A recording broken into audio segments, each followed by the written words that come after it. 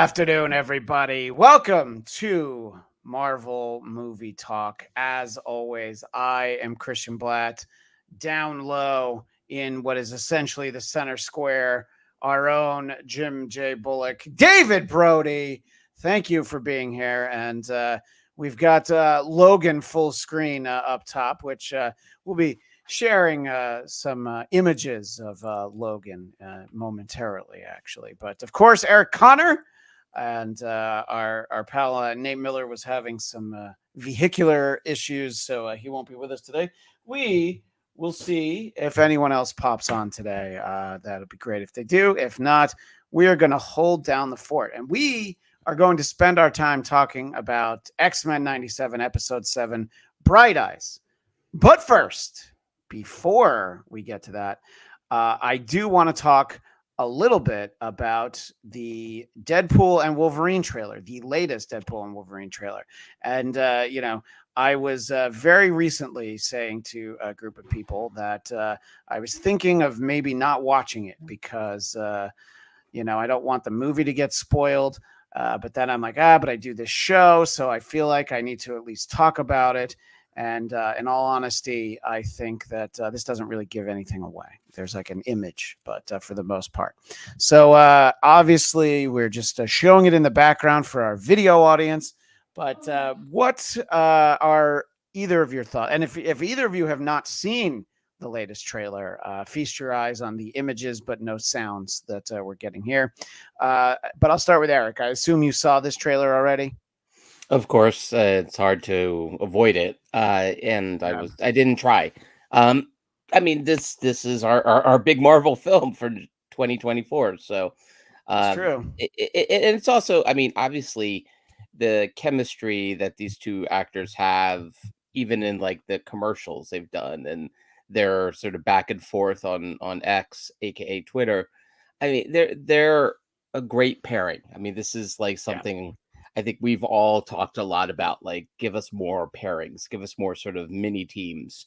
That's kind of a nice way forward for Marvel. So I think pairing the two of these guys will be, it's a brilliant move. This ad though looked more emotional. It's like the last one was so kind of goofy, and this one has some references to, was it like whiskey? What do you call it? Whiskey blades? Whiskey claws. Whiskey claws. And that's the image that went viral. The Liefeld's Just Feet shoe store that you can see above at the moment. I love that level of inside baseball. Look, I don't think this gives a lot away. The little snippets that I was reading from what people saw at CinemaCon gave a lot away, like the first 9 minutes or whatever it was they showed them. But this is fun. What do you think of this, Brody? And I will bring our fourth in a moment when Mr. Brody shares his thoughts. I loved it. I tell you, I love the inside jokes. The feet joke was tremendous. I loved the highlight for me was that for most of the trailer, Wolverine does not have sleeves, which is something they had not shown previously, because Hugh Jackman was covering his arms to not get sun poisoning at some point. So they're like, all right, he's got to have sleeves, but Wolverine doesn't have sleeves. So the fact that he no longer has them, I assume one got ripped as he ripped them both off or something. So that was great. What amazes me is this is a trailer. They showed so much, which means how much more are they not showing? Right. Oh, yeah. There's an infinite amount that we're not seeing. Right. If they're going to throw out the Ant-Man, the giant Ant-Man, the dead giant Ant-Man from Quantumania, and they're gonna show the Doctor Strange portal, then my God, what are they not showing us?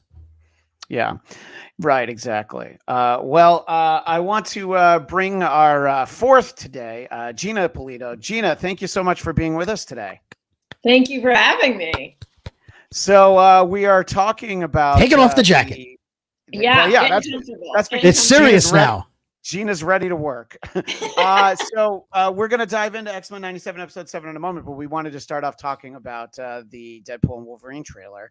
And did you have any thoughts other than, just sort of it's a lot of visuals, it's a lot of flash. They don't give away a lot of substance, I think, for the movie. It's my favorite kind of trailer, to tell you the truth.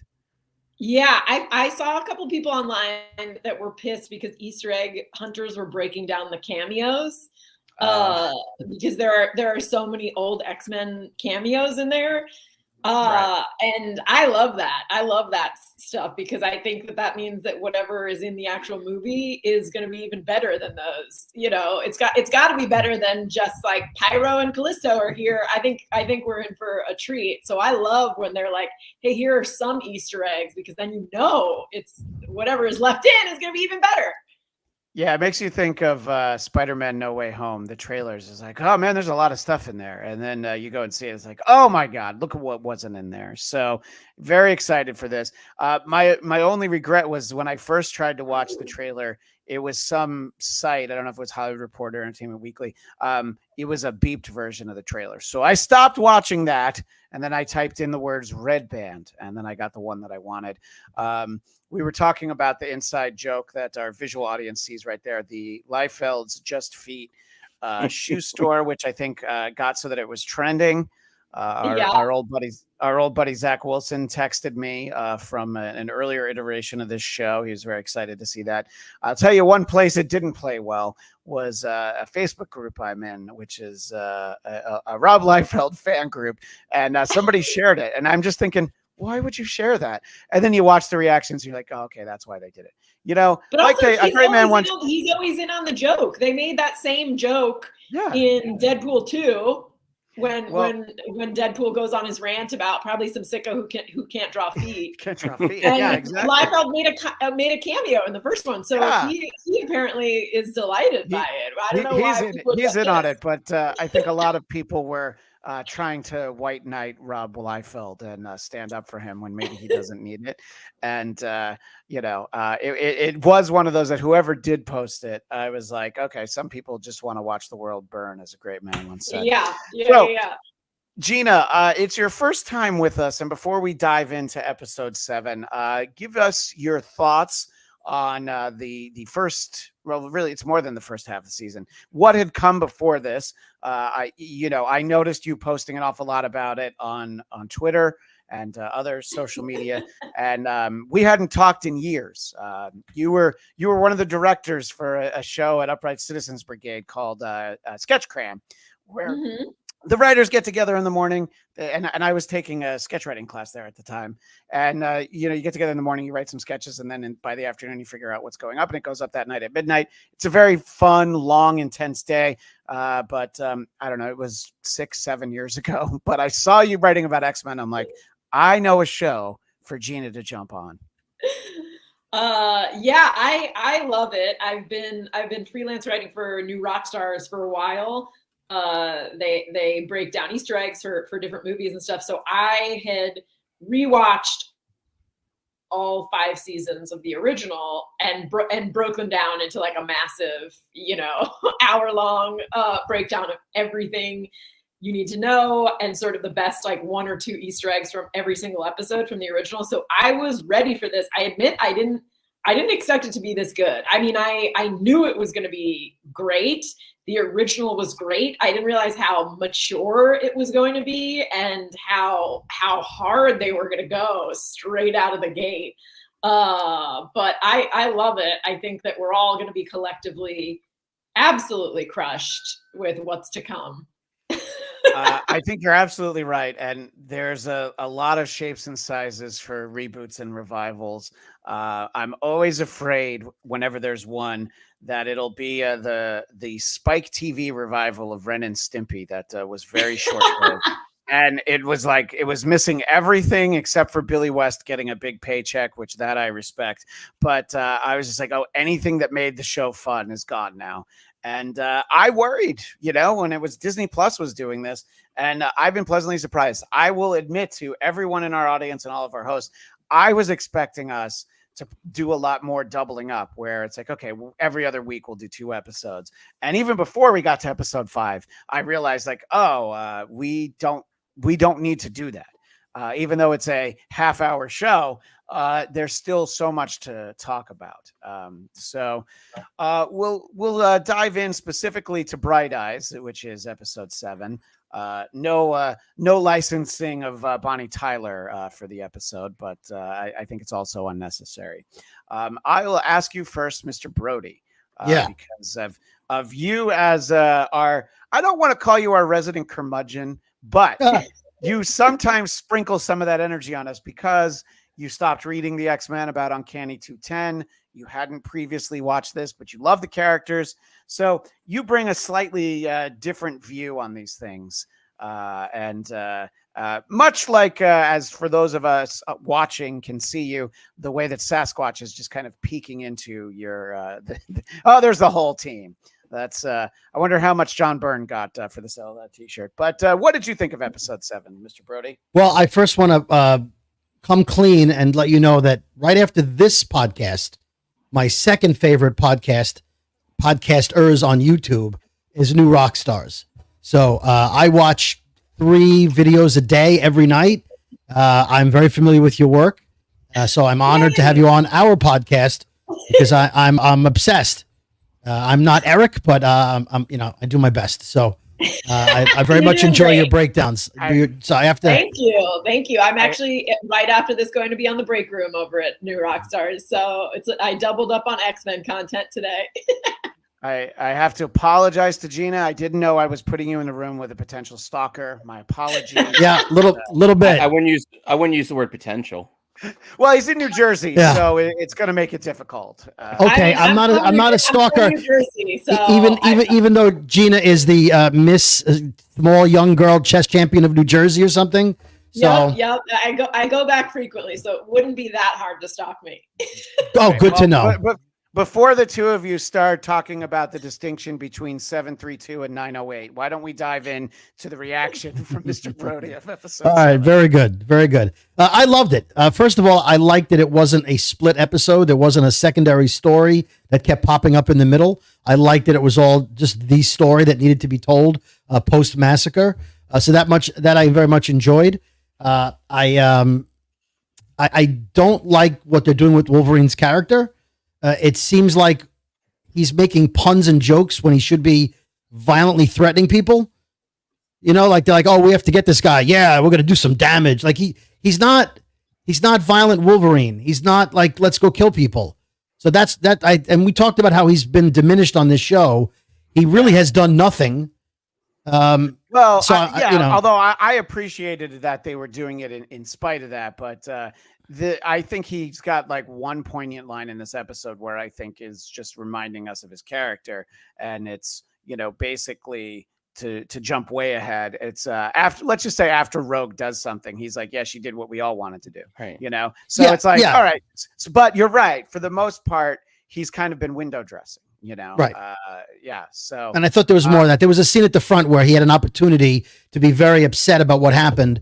And he sort of made a play on words. Like he was like being comic relief instead of Wolverine. So other than that, it's good to see who the villain is.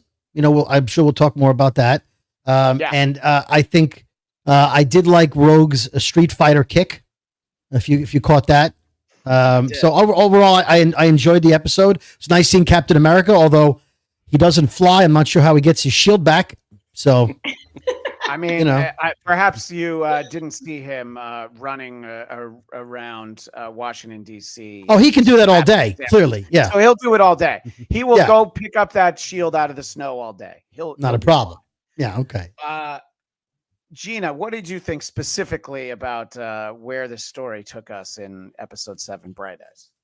I really enjoyed it. I think that this is kind of what would be called back in the day of actual like seasons of shows that had more than 8 episodes. This would kind of be a little bit of a filler episode, even though it was packed with stuff. But I appreciated it. I think it sort of let our brains rest a little bit. Same with the last episode. I think, we need a break, and the showrunner has said that these next 3 episodes are his favorites, and also just recently tweeted out that everyone should rewatch One Man's Worth, which was one of my favorite two-part arcs from the original series. So I think that we will be getting more based on that, and that alone. I think we'll be getting more Wolverine because those were big Wolverine episodes. And yeah, so I really enjoyed it. I kind of loved all the nods to, you know, a new villain sort of calling the old villains, you know, pussies, for lack of a better word. Like he was like, I'm here. You guys never got it right. So now I'm taking over. And I sort of love that badass reveal of like, oh, whatever you thought this was going to be. Some of us, you know, had correctly guessed that who this was going to be, but I think other people were expecting it to sort of be the same villains from the original show. And this guy came along and was like, it's not.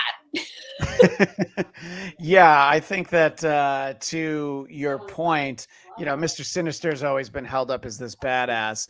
And he's like, the only thing you are is a sinister bitch. Get out of my way, you know, basically. Now, that is not what he said, but his body language spoke volumes. Before we dive into the specifics, Eric, I want to get your overall thoughts on this. It's funny you say it's a filler episode, which, you know, I guess technically it is because it's a bridge into now here's our new bad, and yet there was so much in this. Like you were saying, Rogue's story in this was fabulous, and I even like Captain America shows up for I don't know, a brief discussion, and then she's like, "All right, go get your shield, bye," and she leaves, and I'm like, wow, that's. Talk about reverting an expectation with a cameo. Like, yeah, by the way, that was Dragon. definitely the go get your fucking shine box moment to most definitely. Yeah. No, Captain America fans I think will be even more upset than the feet comments because right, he showed up and did nothing. But I just thought top to bottom her episode was great, and it was also kind of a fun investigative piece. She's, you know, hunting for Trask, and then of course the choice she makes at the end. I thought her whole episode was awesome, and it's funny too because the beginning is actually really somber. Like they take their time with burying Gambit, and I kept wondering, it's like, man, they really aren't giving Magneto much of anything on this. And then of course there's a reveal why. You know, I was like, man, they healed quick on that there one. Wasn't a memorial. There wasn't a statue. There wasn't even a Zoom funeral that everybody, you know, from the parking lot of Gambit's tapped in. I agree. All these beautiful words about Gambit. And, you know, Gambit was a man. He always did a safe bet was, in fact, his humanity and Magneto. Thank you. And that was it. And I was like, wow. Right. It's the old Gilligan's Island and the rest, basically. Right. Let's go through, since you've latched onto that part of it, we'll sort of chronologically talk about.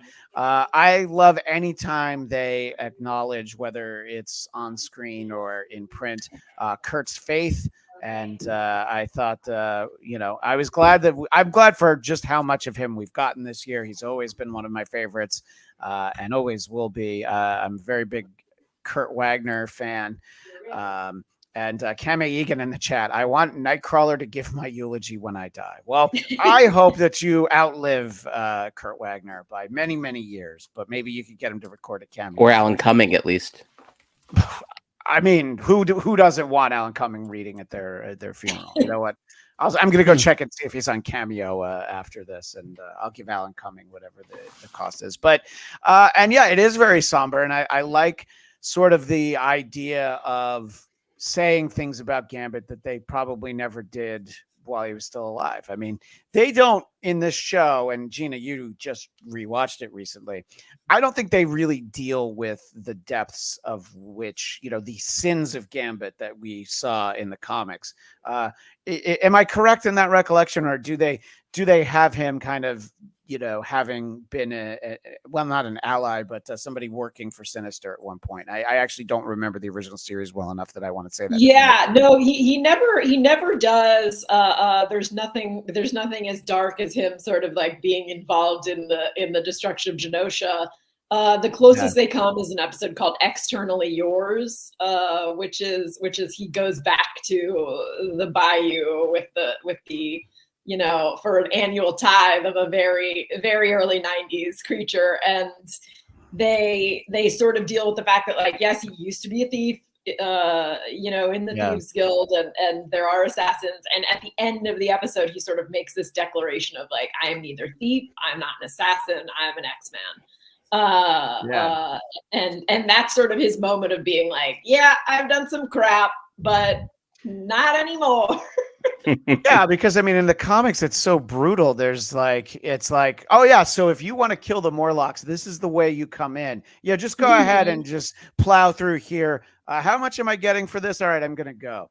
And it's some great character work, him dealing with that and trying to make up for it. But I don't know how well that flies on even Disney Plus, even though this isn't Saturday morning anymore.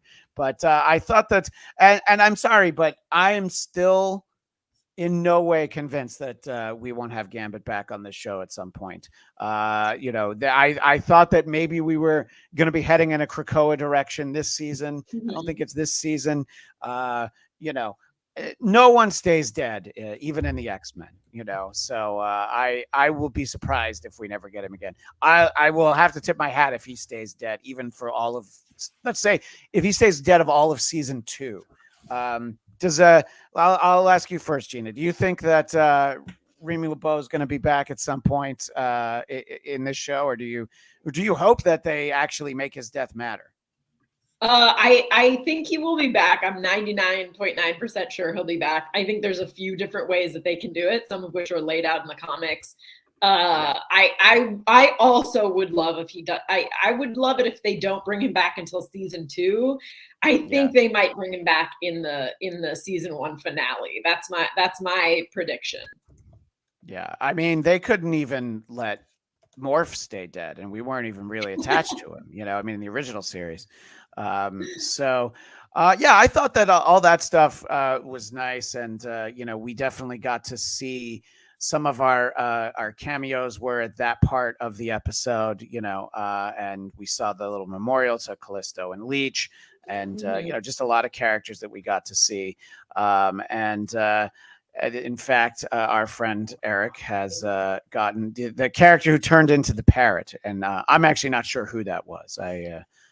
An original character for the series. What I'm hoping is the next spinoff, honestly, because I had so many questions about the parrot. I believe she had to fly back to the Enchanted Tiki Room where she had a show that she was supposed to sing in 5 minutes later, if I had to guess. I thought she was from Aladdin. It was like one of the with a new voice. Yeah, and if you ever saw that bird tell the aristocrat story, then hey, speaking of death, I don't know if you saw that Bo, the creator of the show, I forget his full name. Bo DeMeo, yeah. Bo DeMeo said that Madeline Pryor is definitely dead. Oh, all right. He did an interview a couple of days ago. He said she's dead, which I'm like, oh, so you unveiled her and you killed her. So I mean, I think the fact that the fact that Cable comes back and he's like, "I'm sorry, Mom." I think this is not his first rodeo trying to save her, and I think it won't be his last. I think she will also be back. Yeah, I think Cable showing up. This is his, like, I don't know, last half hour of what was that movie, Edge of Tomorrow, where you just keep trying. I think that this is the time Cable gets it right. And that might be when we see Madeline. That might be when we see Gambit again. That was Brody, you were early in on that theory that just come back 5 minutes earlier. Yeah. Right. But exactly. Nobody, every time we say nobody dies, I have to just remember poor Thunderbird, because he's dead. He's like, every X-Men comes back with Thunderbird. They gave us his brother. His brother's around. His brother wore the same outfit. They're like, oh, here's Thunderbird again. We made James and John, but they never brought Thunderbird back. So every time you say everybody comes back, I'm like, nah, not Thunderbird. Justice for Thunderbird. Who, by the way, we'll pour one out for Thunderbird. When he died, there was an uproar. Like, you created this Native American character and you killed him by his third comic. You'd think that would be somebody you'd bring back. Someone like who people cared about. Nope, no Thunderbird. So. He was actually supposed to be the original one killed instead of Morph in the original series, and then they realized, well, we might get some backlash for this, so they created Morph to kill him. Yeah, right. Which I think that's the move, Yeah. So my point is, every time Christian says no X-Men dies, just remember there's an asterisk there. I am sure that at some point he came back. I would have to really dig through. I can't imagine he stayed dead in X-Men 95 and never showed up again. I looked it ever. up. Nothing. All right. Don't make me Well, go you to know what? Reddit. I don't want to go there. They're No, scary. you don't want to go to Reddit. No, especially not No. while we're trying to focus on the show. Okay.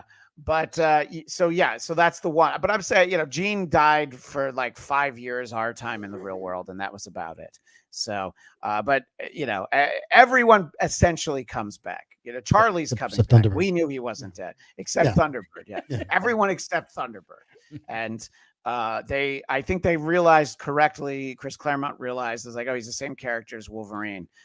This one's more interesting. So, but nobody wanted to have Sunfire around, so they just had him leave. You didn't have to kill him. Sunfire was just an asshole. Every time you see Sunfire, he's an asshole. Nobody wants him around. But you don't want to actually go and kill him. All right. So we have sort of that somber stuff. And I thought that there was a great interaction. I was excited a few episodes ago, the first time we saw Hank, the Beast, talking to Trish Tilby, the TV reporter, whom he had a fairly long relationship with in the comics. And I thought that they had a very meaningful conversation. It was very deep, and there was some sense of betrayal in there, which I don't blame him.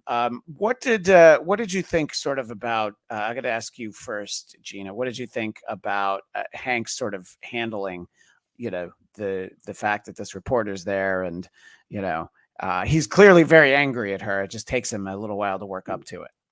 Yeah, I think she deserved it. I think, like, of all the things to say in that moment, just stick with platitudes, lady. Like, just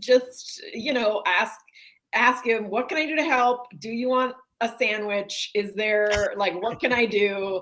Instead of launching into this, like, well, I think, it's like, of course that's not going to go over well. I think in different times, maybe Beast would have been like, yeah, you've got a really good point. But when surrounded with the dead, not the smartest time to sort of try and steer the conversation towards politics.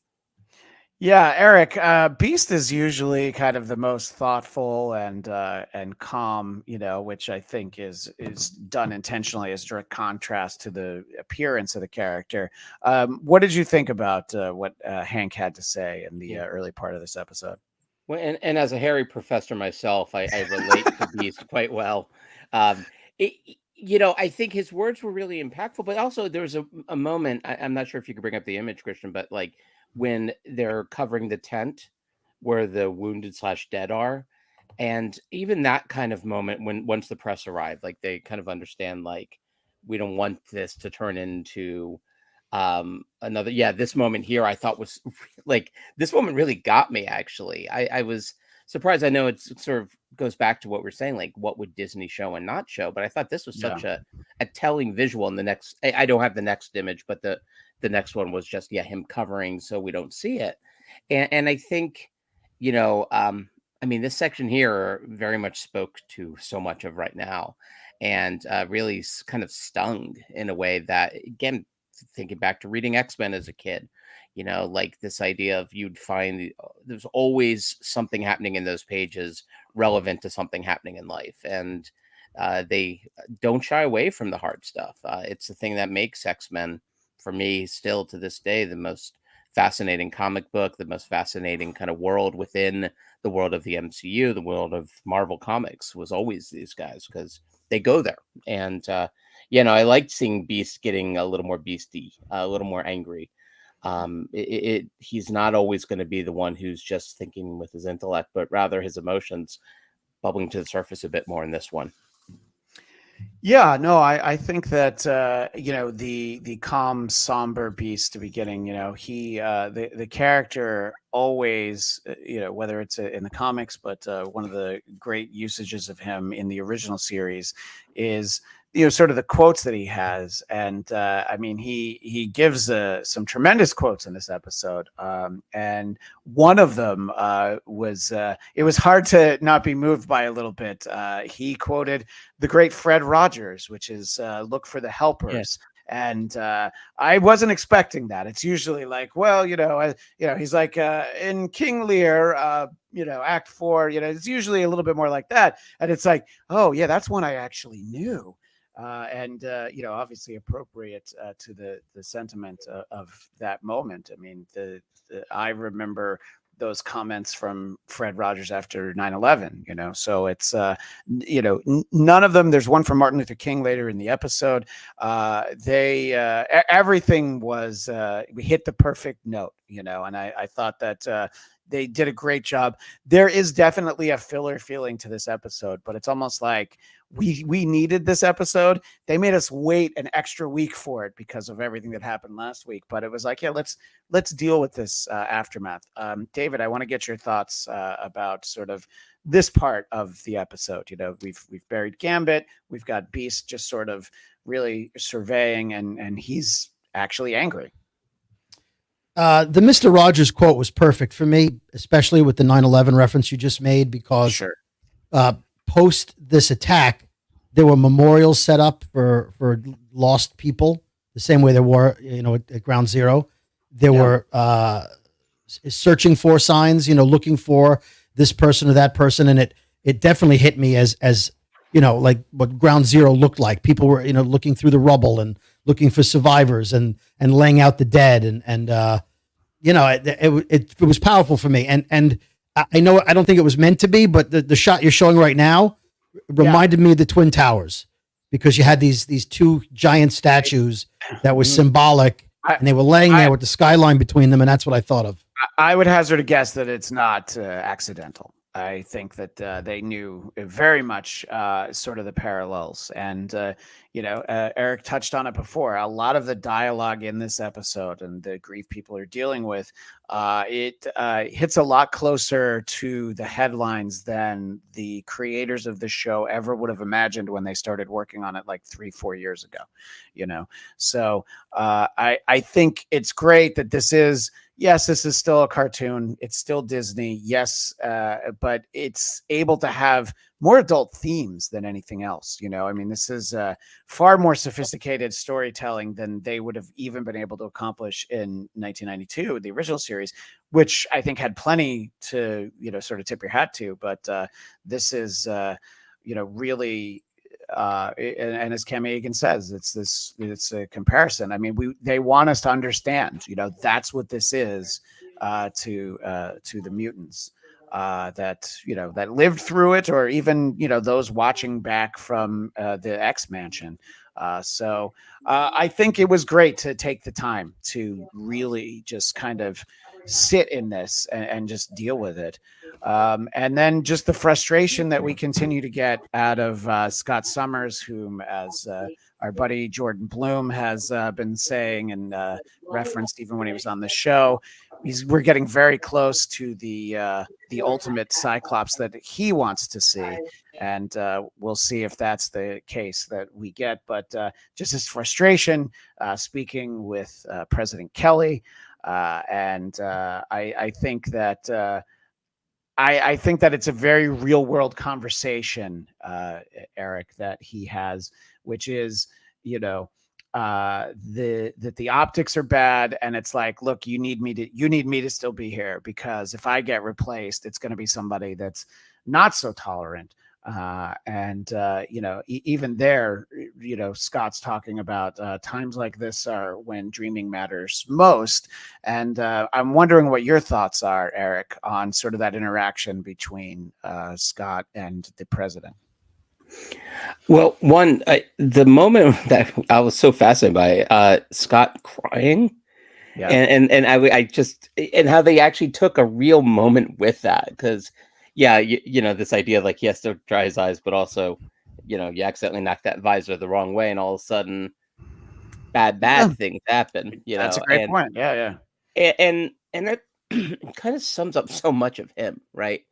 Is like this idea of like, I don't have the luxury to cry, like when you're a leader sometimes, and we've had in our lifetime various leaders here, and the ones who could cry and what that meant, and so that was one of those moments that's sort of, I don't know, sometimes you see something and you just read deep into it, and that one moment that they really took it wasn't just a quick cutaway. It was like it was a shot and then a close up of it as well. Cyclops' journey into what he could become is one that is exciting for me as a fan, not just of the X-Men, but really a fan of Cyclops. I know before, Brody, you were talking about Wolverine's sort of been really in the back seat of the show, if not the back or the way back, as we called it back in the day of the station wagons. But I do think having Cyclops at the center, I mean, he's trying to figure out, how do I continue this legacy? It looked like Magneto was going to do it, but now Magneto's seemingly out of the picture until he gets a nice shave. We're not really sure then. Like, does this mean Cyclops is still going to be leading? And so I think that's something for the next 3 episodes should be fascinating, especially because we know who's still coming back, and that's Storm. And when she comes back, it feels like she'll be the natural replacement, although Professor X is still out there. Well, exactly. That's what I was going to say. Both Storm and Charles are both coming back. So right. So we're not sure where that's going to leave Cyclops, and you could really strongly see in this episode this sort of break within the X-Men. That moment when Rogue does her thing, which we haven't gotten to just yet, but Morph's don't worry, we will. Oh, I know, but Morph's response to that, I think that one line is so important, because it really is saying okay, which side are you on? Which gets back to, of course, Magneto and Charles Xavier's rift. It's how do we handle these things? Are we going to be more MLK or Malcolm X? Right, and I think that's a comparison that is often drawn between Xavier and Magneto, and it could not be more apt. Gina, I wanted to kind of get your thoughts on sort of this aspect of the episode and each of the little scenes that we're talking about that sort of feed into this part of the narrative. Yeah, I mean, I agree with what everyone is saying here. I do think that bringing up Charles right now is interesting, because we have 2 of the strongest mutants still out there that have not sort of come back and dealt with all of this. I think that the fact that we haven't seen them in an episode is very telling that they're going to bring them back in some big way. And you don't usually see a pissed off Charles. I mean, talk about a pissed off Beast. You don't usually see a pissed off Charles, and when he's pissed, I think he can go to some places. Same with Storm. I think they're 2 of the most, other than Beast, probably 2 of the most reserved characters. There's a whole storyline in the original about Storm, letting loose and losing control and blah, blah, blah. And I think the fact that we didn't see them at all this episode means that when they come back, it is going to be with a bang, maybe even more so than Storm's entrance in in episode 1. So I'm very much looking forward to that. I also think that, everything that people have been saying about 9/11, I think is very, very on point. I think, Bo DeMeo has tweeted a few things about also the Pulse nightclub shooting, which he had in mind when writing this and when writing, everything that happened. We actually read that post from him, or part of it, and the early part of Genosha was supposed to be, before the incident in episode 5. He's like, yeah, that's exactly what it was like. That's what it felt to those of us who went to that nightclub. And I'm glad you circled back to that, because I had forgotten that specifically was something that he wanted to touch on, Gina. Yeah. I mean, I think it's all in there. I think it gives someone from sort of every generation the tragedies of each generation. It gives them all something to sort of relate to, which is terrible, but No, and I mean, and we talked about the just how appropriate and fitting and logical it was that in episode 5, Magneto's flashing back to the Holocaust, which in this iteration of the character he's still lived through and has all those memories. So yeah, I think that again, it really is this grown-up, sophisticated storytelling that people who read the X-Men should expect. Not that the original animated series didn't have it, but it's another example of oh wow, they really go for it more than I thought they would. Cam Egan, I love how the show touches on real world themes, and the X-Men are trying to deal with the prejudices. I think that the many different creators involved with the X-Men have done a great job of taking the idea of mutant and anti-mutant sentiment being an allegory for racism, anti-Semitism, basically, anti-gay. It's like it's really all encompassing. It's like, yes, it's all of that because these people are super powered, and I think that we're getting to see a lot of it. There was one thing. Here we go. Daniel Drew. This was a slightly different comment. I hope we don't get Beast being more like his modern comic version, who is just frustrating. Everything's on the table. I have to say, they have pulled at threads that I wasn't expecting them to. We talked about episode 5 being reminiscent of E is for Extinction, the Grant Morrison arc, which I just don't think of them, jumping around the actual comic book timeline the way that they have. So before we talk about Rogue, I want to talk about which was essentially the C story for this episode. And I'll start with you, Gina. I love the inclusion of Sunspot this season, Roberto da Costa, who we've still barely seen use his powers. And just sort of because it ties into this theme of, yeah, we knew you were a mutant, but now we have to be quiet about it. And I was like, oh yeah, it's straight out of the comics, but it's also like, we also haven't seen his dad yet. Roberto's dad was never seen as a sympathetic character, so give us your thoughts sort of on, Roberto's coming to term with, I should tell my family, and Jubilee really making, an impassioned plea of like, do you want your parents to find out, when they're hearing that you're dead, that you were mutant, what were your thoughts on how they told that part of the story, Gina? Yeah, I think it's interesting how they've sort of updated the coming out narrative. I think, in the original 90s run, a lot of the characters had told their parents, and, Rogue's dad essentially disowned her and said, no kid of mine is going to be a mutant. And I think that to a younger audience, an audience today, that sort of doesn't ring quite as true anymore. And I'm not at all saying that parents don't parents react great and everything is puppies and roses. I just think that I like that they updated it to, okay, yeah, we already knew. And then they hit you with the gut punch of, so how are we going to keep it quiet? You have to adjust your. Yeah.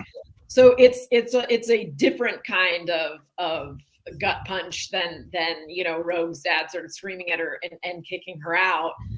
It's almost more insidious because it's sort of under the guise of, oh yes, we totally support you, but never in public and never, if it affects us negatively. So I appreciate the fact that they did update it a little bit for 2024, and I just really like how he's the new Jubilee. He is what Jubilee was in the original series, and she's his guide along this journey because she's the character who most recently went through it, because in this world it is just a continuation of the 90s series. It's not set in 2024, so she would have just fairly recently gone through the whole her foster parents realizing she's a mutant, dealing with it herself, being accepted by this family of X-Men, and sort of being treated a certain way and treated like a little kid. So I appreciate the fact that the show didn't want to retread on her story, and now she's able to get a little bit of closure herself for what she went through by passing on her very stressful, learned knowledge from the original series. Yeah, I think it's important to keep in mind this is the 90s Jubilee. This Jubilee is very far off from, being a vampire pregnant with a little werewolf or vampire baby. It's hard to keep track. But there was a great line on the screen that I actually zoomed out of. I zoomed in on the image, but what she said was, you don't want your parents to bury a stranger. And again, that's just, some very deep conversation. This is a much more grown-up Jubilee than I think we got in the 92 series, but it not in the way where you feel like, oh, this isn't the same character. It's just, she's seen a lot through those seasons. What did you think about this interaction, David? This idea of the parents are accepting, but only up to a point. Well, I think it's typical. It's typical for many parents who, they accept you, but quietly, right? Like, yeah, okay, we get that you're dropping out of college. Just don't tell anybody, right? We appreciate your decision, but we're not going to call up the family and tell them, oh yeah, Mike's great. He dropped out of college, but he's great. You're just going to keep it a secret. Much like when you come out to your parents. Or possibly in your household, we can't tell anyone that you are pursuing a career in morning radio. That's correct. We can't say that. Yeah, right. You were supposed to go to law school. What happened?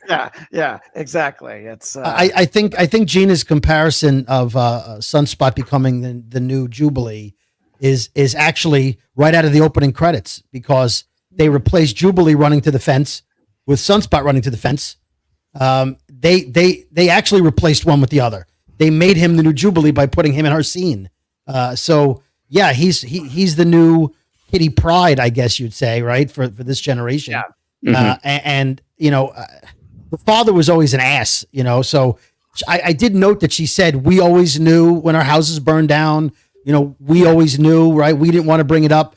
I wonder if she's saying that oh, your dad and I are on the same page. I can't think that Roberta, the senior, is on the same page. I think it's going to be drama when he, If he is on the same page, he's a completely rewritten character from right on the pages of New Mutants. I agree. What do you think, Eric? You shared this image with me, and then also the one we just showed of his mother saying that shareholders are rattled by anything mutant related. Yeah, and Janie brought up such a great point that it is, even if the story is set towards the back end of the 90s, we as an audience are in 2024. And so to do a scene like you would have in the 90s wouldn't hit us in the same way. It wouldn't feel maybe quite as emotionally accurate to what a lot of people go through. And this scene I thought was so well written, because there's a great to use that wrestling term again, a heel turn, where she starts off with the a mother knows, and you're like, oh my gosh, and it totally went differently than you expected. You thought it was going to be the moment in X-Men 2, even the have you ever tried not being a mutant? And it doesn't go there. Yeah. And then that great line about how shareholders are rattled by mutant related stuff. So that, and cutting deeper, not dismissing you because of faith, not dismissing you because of a belief, but rather saying, I love you, but I love our image more. I love our business more. I love our money more. And I am ashamed of you, without saying it. Yeah. It was such a powerful moment. And I think does speak to, more of what a lot of people deal with in 2020s. It's that idea of I'm okay with something when it's over there, but when Right. it's here, I don't know how quite to handle it. And then it becomes a thing always. You kind of lead with that when describing certain family members. And so, yeah, this scene I think was great. I like that they handled it with this sort of, both in some ways subtlety, but also with really getting into that mom as a character. I could see her coming back. She really, they set her up as a potentially great thorn in the side of the X-Men down the road. So, it was I think just one of those pitch perfectly written scenes, and got me excited for more of Sunspot, because they tease us with him. And I want him at least to have a shirt with his own name, since Jubilee has earrings with her name. I just think whoever's the new kid should be labeled accordingly. Let's just say, if those earrings aren't for sale at Comic-Con, somebody has not read the room. Right. It would be great if they're giving them away, but let's. Christian, you and I are buying a 3D printer, and we're gonna make bank. We're gonna start an Etsy shop. We'll tell you where to do that. Craig Robinson asking a funny question of Eric: is Roberto's mom the new banker from Falcon and Winter Soldier? I don't believe that any character will ever achieve the level of the banker. I want to obviously finish talking up on Rogue and some of the other big things. There's just a couple of moments in the episode. The diamond transmutation of Emma Frost, which is a later addition to the character, was something featured. And I have to say, I was very excited to see two characters. One was Strong Guy, which I think we'd seen him in the background before, but there he was. He actually had a line this time. So I was very excited to see him. Great name for hero, by the way. Well, it's Soon part I shall of the be whole strong thing. man. It's the whole part of the thing that he's Strong Guy. Yeah, his name was Guido for a long time, and then they decided like, well, that's not really. Yeah, well, I think so. But I was also excited to see Thunderbolt Ross, not voiced by Harrison Ford, by the way, but maybe they'll fix it. By the way, Captain America, voiced by Josh Keaton, who does all the voices for Captain America and What If, and I'm not sure what else, but definitely in What If. So I was the nerd who freeze framed the credits, and I wanted to make sure that I was. Well, I did that too for Bastion. I was because Bastion, I thought for a second sounded to me like Nathan Fillion, and it's not. But I totally thought it was, and I'm like, whoever this actor is, by the way, that dude's amazing. So I'm excited about just hearing him again. You just revealed yourself as not a White Lotus watcher. Aha! Well, I watched season 1. Was he season 2? Oh, season 2 is vastly superior. All right, that's my homework. I'm sorry. Yeah, that's the first time I've heard that, Gina. But I understand that it's not like saying season 2 of True Detective is the one to watch. Yeah, they're barely connected. The seasons of White Lotus. He is Theo James is fantastic in that, and I was very excited trying to figure out what role he was going to have in this show. Yeah, and so let's talk about Rogue and getting to see her. It was, I think, Daniel was the one who mentioned it again. Thank you, Daniel. Daniel, I'm afraid you had said you were driving to work. I hope that when you send these messages, you're at a red light. Please don't be on the highway. We love hearing from you, but I worry about you, Daniel. In any case, I didn't know. He didn't play the game. But a lot of Rogue's actions in this episode were taken from Marvel vs. Capcom, and that's something that I think, Eric, you mentioned. But let's talk about getting to see this Rogue, this angry Rogue. This Rogue, by the way, being very reminiscent of the first iteration of the character, before she was taken in by Charles Xavier because she couldn't control her powers. The Brotherhood of Evil Mutants Rogue is fairly consistent. I'm going to steal Carol Danvers' powers Rogue. Did you catch the Easter egg? The license plate of Captain America's motorcycle was AVG 10, which refers to Avengers Annual 10, which was Rogue's first appearance where she took Ms. Marvel's powers. Damn. Correct. Yeah. And that issue also features Jessica Drew, which Eric and I will have a plug for at the end of the episode. But focused on this episode, Gina, talk about what we saw out of Rogue here.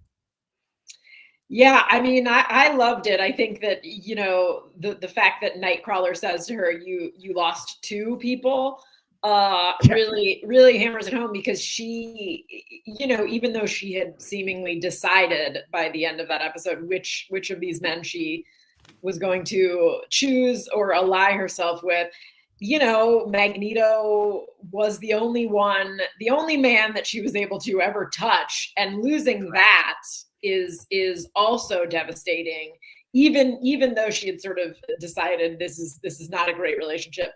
But I think especially when you lose sort of the only person you can physically touch and the only person that you've ever truly loved in the same instance, some shit's gonna go down. And I love that they didn't shy away from that.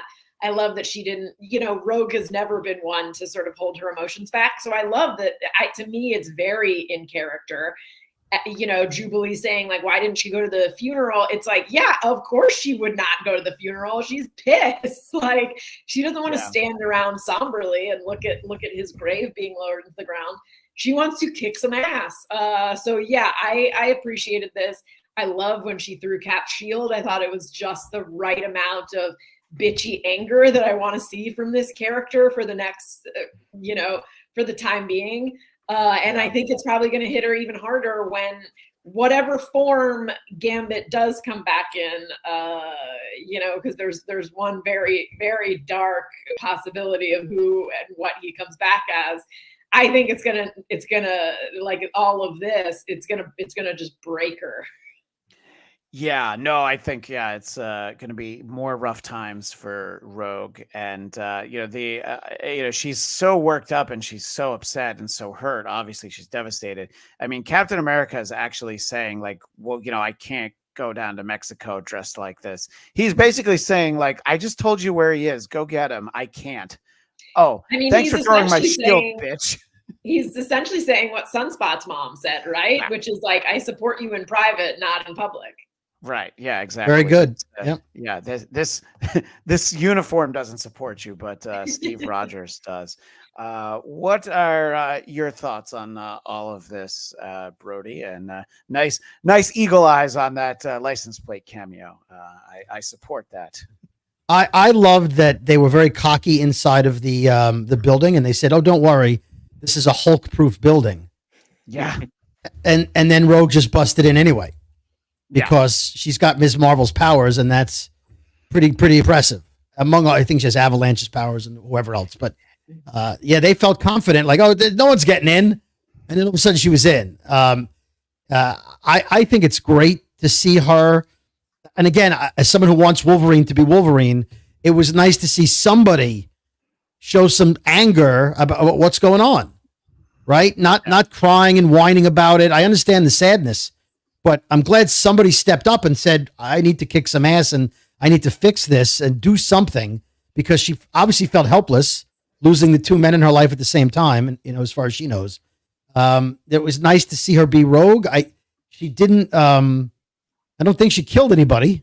I mean, if debris fell on them, whatever. Not until later, but yes, I know what you're saying. Yeah, well, I don't count him. He was already going. She just helped him.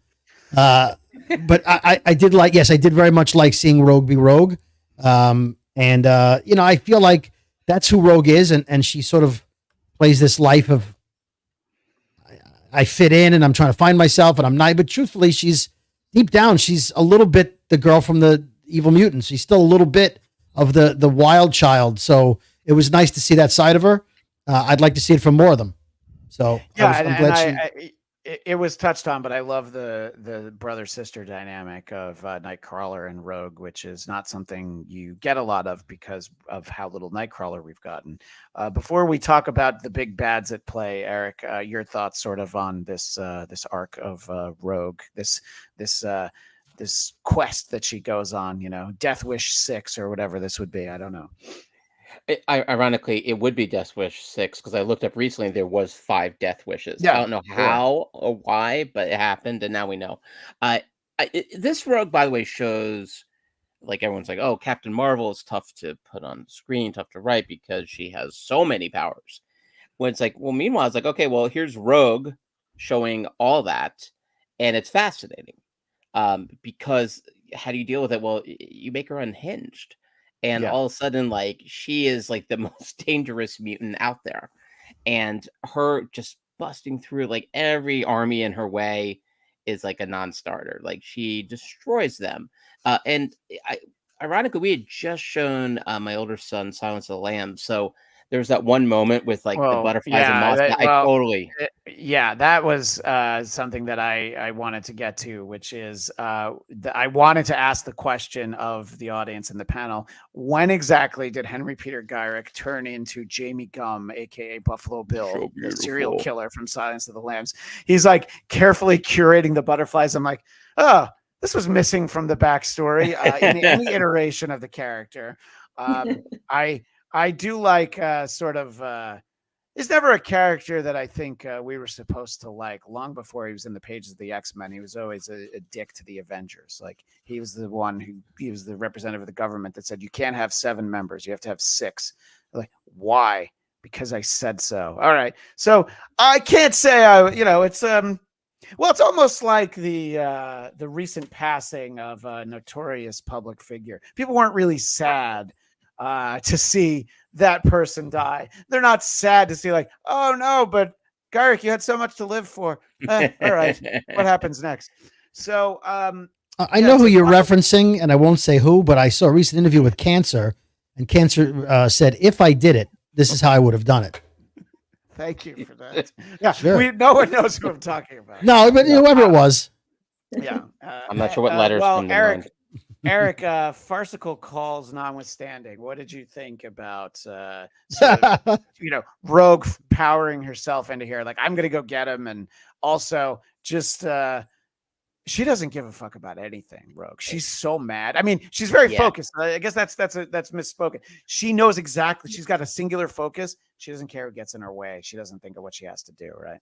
Yeah, when you were asking how many people did she kill, well, I mean, off camera, it sounded like a fair amount of deaths. In fact, that was one of kind of the most visually interesting moments, was that shot you just previously shown, where it's like we just see the back of him and we see lights flashing and we hear horrifying screams. But then that image you brought up, maybe one of the best quotes of the episode, "Honey, this ain't that sort of probe." Which I'm not going to try and do her beautiful cadence in capturing that.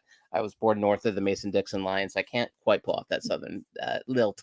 But it was, you're right. It's like she could not give a damn what she did here. And then, of course, that moment at the end where she, you could say, well, she just kind of helped Trask to inevitability, but she sped it up quite a bit by dropping him many stories.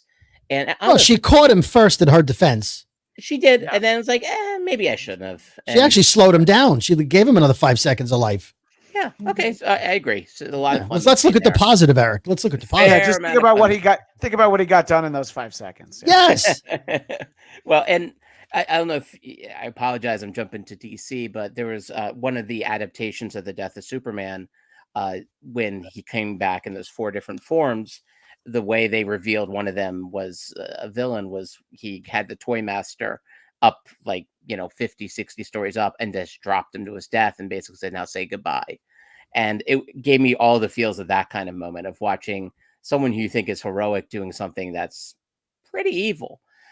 Even if it's justified, you're still like, that's where Rogue is now. And that, again, thinking these last few episodes, that's not going to give Rogue the release she needs. She's not going to now feel like, okay, now I feel good. Right. Even if one of the 2 guys she was involved with is actually not dead, she's still simmering. And I don't know how Cyclops could, or Storm could stop her. I do know how, of course, Professor Xavier could. Yeah, well, that's true. As long as she doesn't, touch that chrome dome of his. But truly evil, of course, is the reveal of Bastion. And I thought that there were some flashes, and I actually thought that we were going to see sort of the Super Sentinel character Nimrod at one point, who was also pink. But this was, I thought, a tremendous reveal. And so as we start to kind of wind down with the I would say untimely demise, but fairly timely demise of both Bolivar Trask and Henry Peter Gyrick, and the reveal of Bastion. Gina, where do you think we could possibly be heading after this episode with all of the excitement and reveals and really the last few minutes of it? Yeah, I mean, I think it's interesting because Rogue is probably going to get the blame for that death as well. Since she's the one who put him in a coma, and everyone knows that, and obviously no one saw Bastion go in and kill Gyrick. I definitely think I don't want to give too much away because I have some like comics knowledge and things like that, but sure. I mean very, very clearly I think the X-Men are going to lose terribly in these last few episodes. I think whereas sort of in the original series everything, it all seemed lost, and then in the 11th hour, someone came through, Cable or Bishop or whoever came through. I think season 1 is going to end, it's gonna sort of Empire Strikes Back us and say like, no, they lost, they are scattered and lost. Bastion is like someone they've never faced before. And also, Bastion is created from essentially and the unkillable and unbeatable Nimrod, and Master Mold. So apologies if people, if your listeners didn't know that. But No, even in the I original- think It's yeah, their I think- fault.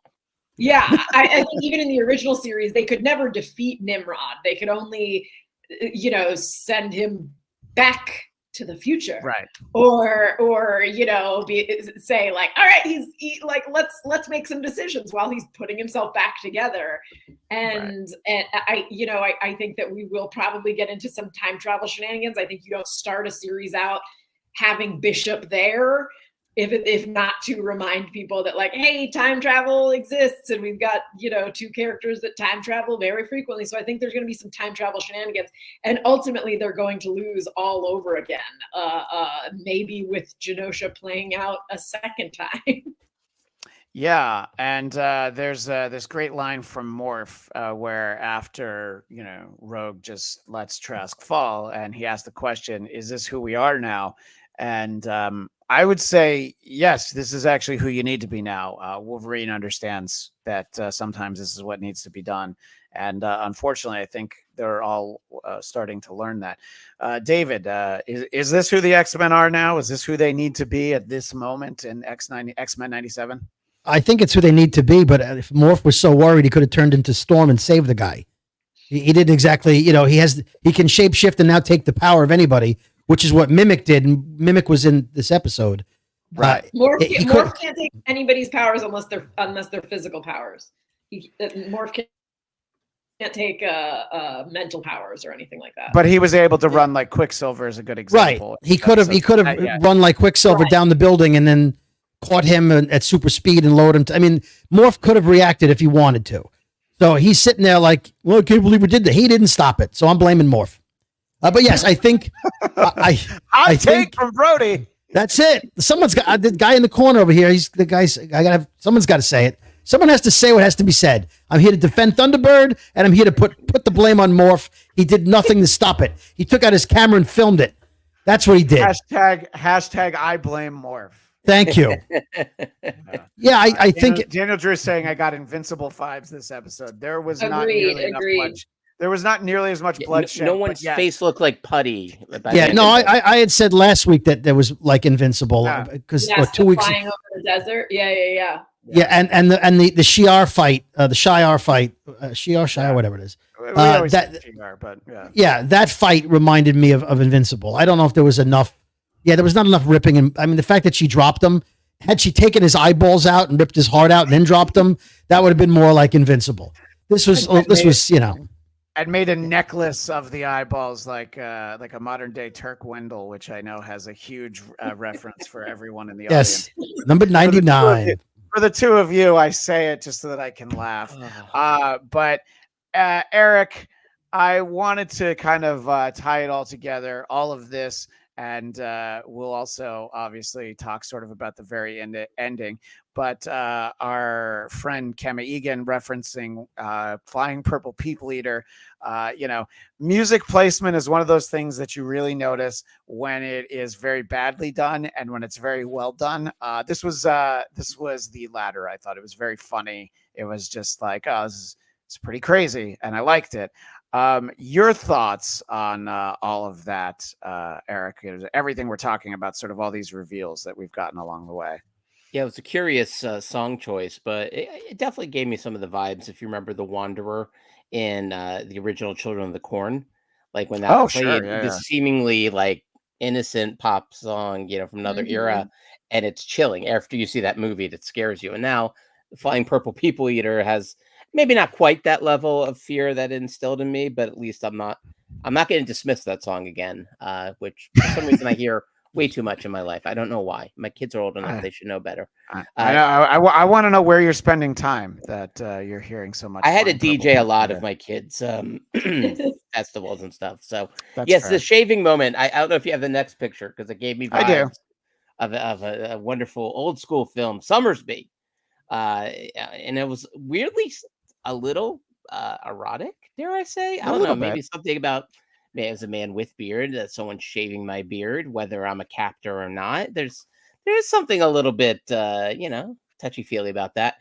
Sure. Bringing Magneto back, fun idea. I think, again, not shocking. Any of these characters coming back, not shocking. But definitely he's someone that will be interesting to see how he plays in this whole thing. Right. And I mean, Bastion's saying it's the role you were born to play. yeah. And he has him obviously under control.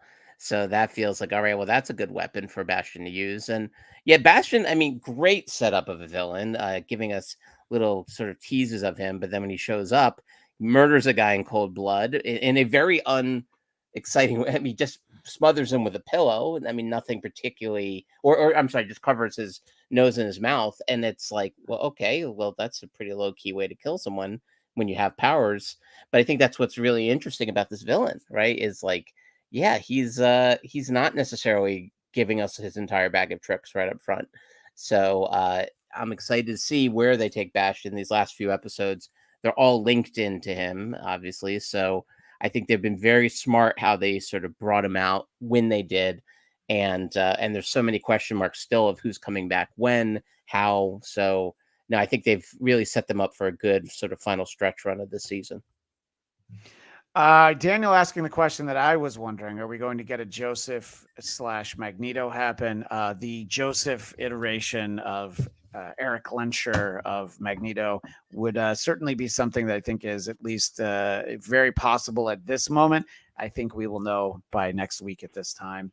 And speaking of next week at this time, next week will be on Thursday at 1 p.m. Pacific, 4 p.m. Eastern. So make sure to join us when we talk about episode 8. I know we went a little long, but thank you, everyone in the chat and everyone on the panel. Gina, please let everybody know where they can find you. And if they want to continue the conversation about all things X, please let us know where we can find you. Yeah, you can find me at Gina Ippi on all social media sites that some of them I don't remember exist anymore, like Blue Sky and Threads are still out there. Threads. We all had that weekend where we all signed up for Threads. Yeah. Yeah, I get notifications every now and then. All the time. Like, what is this? This thing? What did I do? Yeah, and then I write for New Rockstars right now, and I appear on the Break Room on their Twitch channel. I'll be over there at 3:00 today talking about different X-Men stuff as well. So yeah, follow New Rockstars, follow the Break Room, check them out on YouTube and Twitch. Deep dive. And deep dive, thank you. Well, Daniel let us know earlier that the traffic was horrendously slow, so it was okay. Daniel lives in the Washington, D.C. area, and the fact that the traffic is horrendously slow should not surprise anyone. Well, Gina, I can't thank you enough for this. Hopefully, we can try and get you back after the season to see where it all went. And I don't think any of us are prepared for the way the season's going to end because there's too many permutations. We're all Doctor Strange. We can see the 4 million different ways it could happen, but this is going to be the one that does happen. Maybe it's the one where Cable just saves everything, but I don't think so. I don't think they're going to let us off the hook that easily. Well, thank you, Gina. And David Brody, where can you be found? Well, tagging on to what Gina said about defunct social media platforms, I applied for a job this afternoon before this podcast started with a major company. And at the end, it says, please put in your Facebook URL. And then one below it said, please add your Google Plus URL. No joke. Did were you able to give them your MySpace and Friendster? Or yeah, the ironic thing is this is a major technology company and that prides itself on social media presence, and it's embarrassing that they have not updated their hiring page asking for my Google was it Google Plus, right? My Google Plus URL. I mean, well, I hope you get the job with Stark Industries. You deserve it. But other than that, on the non-defunct social media platforms, you can find me at David Brody on. I'm still calling it Twitter and Instagram and Threads, I guess, but nobody uses Threads. I'm on there. I've occasionally thought to post a link to this show on there. And Eric Connor and I will be back for our live audience in 12 minutes. We'll be here on Geekscape for the Geekscape Book Club, talking about Spider-Woman Origin. By Brian Michael Bendis, sort of giving us the backstory for Jessica Drew that I don't believe existed before that time. And it's a lot of the way people think of the character now. And Gina, you might find this funny. The reason we ended up, that's a monthly show we do. The reason why we're doing a Spider-Woman Jessica Drew story is that I asked everyone I knew, is like, is there a good Madam Web story that we could tell? And they all said no. You should do something with Spider-Woman. No, the movie did it perfectly. There's nothing better than that. I mean, I'm a fan of her work when it was voiced by Stan Lee's wife in the animated Spider-Man show. So yes, I 100% am on board for that. Yeah, I think that's the best iteration. Yeah, right. Give us the old crotchety Madam Web that we deserve. Well, give Dakota Johnson a few years, and that'll be her. Yeah, she'll be a much better actress by then. I think so. One more week of publicity for Madam Web would do it as well. She was not having any of that.